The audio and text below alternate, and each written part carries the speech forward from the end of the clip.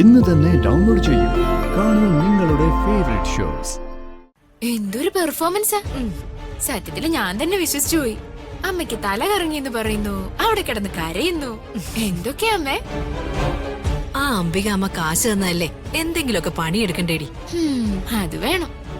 ഇനി അവരിന്ന് ആലോചിക്കും. അവരുടെ തലേക്കൊന്ന് പുകയട്ടെ. രുക്മിണി പറഞ്ഞ പോലെ രമ്യക്ക് രാജുവിനോടുള്ള ഇഷ്ടം രുക്മിണി അംഗീകരിക്കോ ഇല്ലയോന്നുള്ള പേടി ഞങ്ങൾക്കും ഉണ്ടായിരുന്നു. അല്ലാതെ രമ്യയോട് ഞങ്ങൾക്കാർക്കും ഒരു പരിഭവവും ഇല്ല.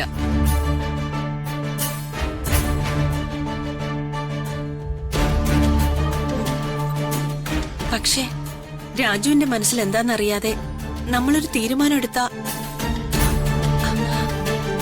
അതുമല്ല രാജുവിന് ഋതികമൊക്കെ വലിയ ഇഷ്ടമാ.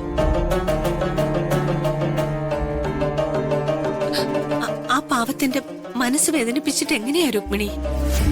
രാധമേ, നിങ്ങൾ ഉദ്ദേശിക്കുന്ന പോലെയൊന്നും അല്ല കാര്യങ്ങള്. അവരൊക്കെ വലിയ വലിയ ആളുകളല്ലേ.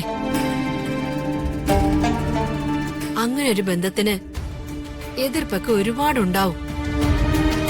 ആ എതിർപ്പൊക്കെ നാളെ രാജുവിന്റെ ജീവിതത്തിൽ വലിയ പ്രശ്നങ്ങളും ഉണ്ടാക്കും.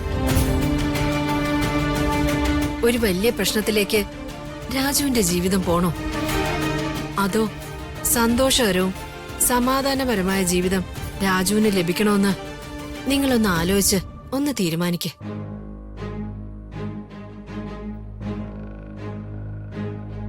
എന്റെ മകളുടെ കണ്ണീര് കാണാൻ എനിക്കിനി വയ്യ.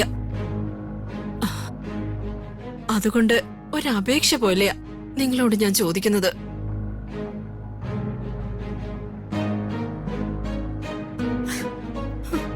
അയ്യോ, രുക്മിണി ഇങ്ങനെ കരയല്ലേ.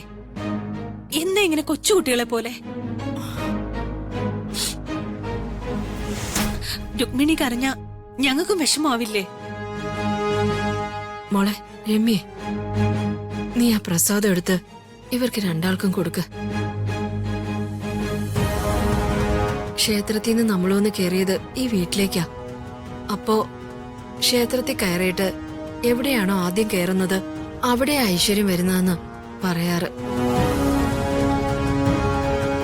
നീ ആ പ്രസാദം അവർക്ക് തൊട്ടുകൊടുക്ക്. ശരി അമ്മേ.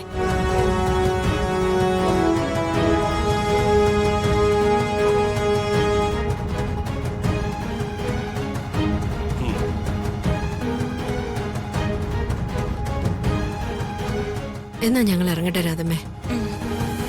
രാധമ്മയും വേണുവേട്ടനും ഒന്നുകൂടൊന്ന് ആലോചിച്ച് നോക്കൂ കേട്ടോ. പ്രിയേ, ജയ, ഞങ്ങൾ ഇറങ്ങുവാണേ.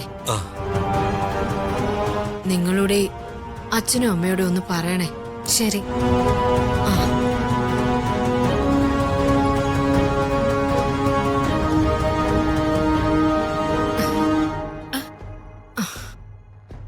ശരി എന്നാ.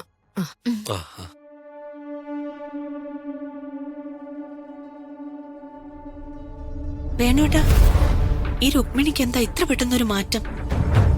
മനുഷ്യരല്ലേ, മാറ്റങ്ങൾ മനുഷ്യർക്ക് എപ്പോ വേണമെങ്കിലും സംഭവിക്കാം. പക്ഷെ ഞാനതല്ല ആലോചിക്കുന്നത്. അവര് നമ്മുടെ വീട്ടിൽ വന്ന് ചോദിച്ചും പോയി. നമ്മളിനി എന്ത് തീരുമാനം എടുക്കൂടി? ഇതിലിപ്പോ എന്താ ആലോചിക്കാൻ?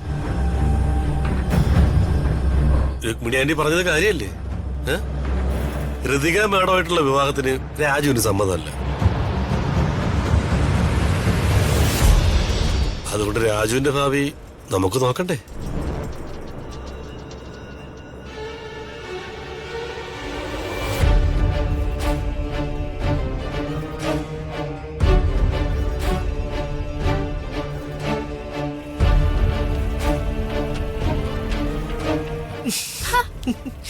അമ്മയൊന്ന് നിന്നേ. എന്തൊരു പെർഫോമൻസാ! സത്യത്തില് ഞാൻ തന്നെ വിശ്വസിച്ചു പോയി. അമ്മയ്ക്ക് തല കറങ്ങിയെന്ന് പറയുന്നു, അവിടെ കിടന്ന് കരയുന്നു. എന്തൊക്കെയാ അമ്മേ? ആ അംബിക അമ്മ കാശ് തന്നല്ലേ, എന്തെങ്കിലുമൊക്കെ പണിയെടുക്കണ്ടേടി. അത് വേണം. ഇനി അവരിന്ന് ആലോചിക്കും. അവരുടെ തലേക്കൊന്ന് പുകയട്ടെ. പുകഞ്ഞും കഴിയുമ്പോ അവര് നല്ലൊരു തീരുമാനം എടുക്കും. താങ്ക്സ് അമ്മേ. അമ്മ ചക്കരയാ. അടങ്ങി നിക്ക് വേണേ, നിലത്ത് താഴ്ത്ത് നിക്ക്. എങ്ങനെയെങ്കിലും കല്യാണം നടന്നിട്ട് വേണം അവരെന്ന് ബാക്കി പൈസ കൂടി വാങ്ങിയെടുക്കാൻ. നീ നടക്ക്.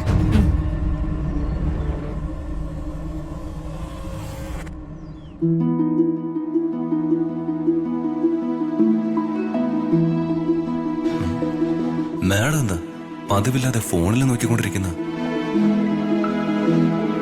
ആഹാ, വലിയ സന്തോഷത്തിലാണല്ലോ. എന്താ കാര്യമൊന്ന് തിരക്കാം. Madam madam ഫോണിലാണല്ലോ. ഇതെന്താ ഇത്ര കാര്യത്തിരുന്ന് കാണുന്നത്? സാറി കേരളത്തിൽ നടക്കുന്നതൊന്നും അറിയുന്നില്ലല്ലോ. കാരണം സാറി ലോകത്തൊന്നും അല്ലല്ലോ. 100 കൂട്ടം തിരക്കല്ലേ. എനിക്ക് എത്ര തിരക്കുണ്ടെങ്കിലും നമ്മുടെ നാട്ടിൽ നടക്കുന്ന വിശേഷങ്ങളൊക്കെ ഞാൻ അറിയുന്നുണ്ട് മാഡം. മാഡം ഇപ്പൊ ഈ പറഞ്ഞത് സീ കേരളത്തിൽ വന്നിട്ടുള്ള ഒരു മാറ്റത്തെ കുറിച്ചല്ലേ? അതെ. രാജു എങ്ങനെ അറിഞ്ഞു? മാഡം, എന്റെ വീട്ടില് അച്ഛനും അമ്മയും എല്ലാവരും സീ കേരളത്തിന്റെ സ്ഥിരം പ്രേക്ഷകരല്ലേ. അപ്പോ സീ കേരളത്തിൽ ഒരു മാറ്റം ഉണ്ടാവുമ്പോ അത് ഞാൻ അറിയാതിരിക്കൂ? എങ്കിൽ രാജു പറ, സീ കേരളം ചാനലിന്റെ പുതിയ ലോഗോയെ കുറിച്ച് രാജുവിന്റെ അഭിപ്രായം എന്താ? സീ കേരളത്തിന്റെ പുതിയ ലോഗോ ഗംഭീരമല്ലേ? ഹൃദയസ്പർശിയായ പരമ്പരകൾ കൊണ്ട് സ്നേഹബന്ധങ്ങൾ ആഘോഷമാക്കല്ലേ നമ്മുടെ സീ കേരളം. അതെ, രാധമ്മയായിരുന്നല്ലോ സീ കേരളത്തിന്റെ സ്ഥിരം പ്രേക്ഷക. ആ, പിന്നെ എപ്പോ തൊട്ടാ വീണ്ടും സീ കേരളം കാണാൻ തുടങ്ങിയത്? അച്ഛൻ അമ്മയുടെ കൂടെ ഇരുന്ന് ഇടയ്ക്കിടയ്ക്ക് സീ കേരളം ചാനലിലെ ചില പരമ്പരകൾ കാണാറുണ്ടായിരുന്നു. ഇപ്പോ അച്ഛനും സീ കേരളത്തിന്റെ സ്ഥിരം പ്രേക്ഷകനായി. ഓക്കെ രാജു, ഞാൻ കണ്ടുകൊണ്ടിരുന്ന പ്രോഗ്രാമേ ഞാനൊന്ന് കണ്ടു തീർത്തോട്ടെ. ശരി മാഡം, ഞാൻ മാഡത്തിനെ ശല്യം ചെയ്യുന്നില്ല. I am very sorry. Madam മാഡത്തിന്റെ പ്രിയപ്പെട്ട ഷോള് കണ്ടോളൂ.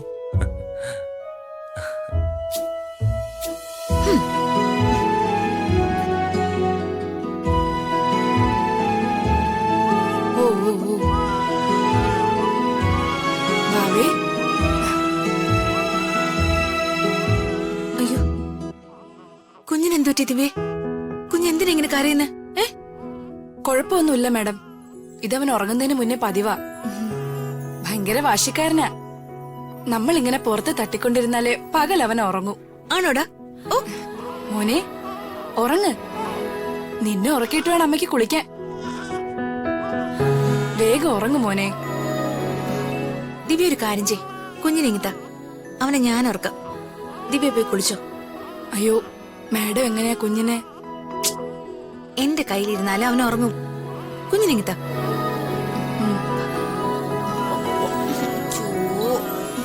കുട്ട മതി കരഞ്ഞത് കേട്ടോ.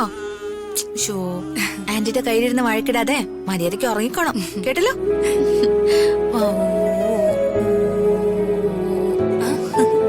അവന്റെ കരച്ചിൽ നിന്നല്ലോ മാഡം. ഞാൻ പറഞ്ഞില്ലേ, ഇവൻ എന്നെ ഇഷ്ടായെന്നാ തോന്നുന്നു. അകലേ നോവിനാലേ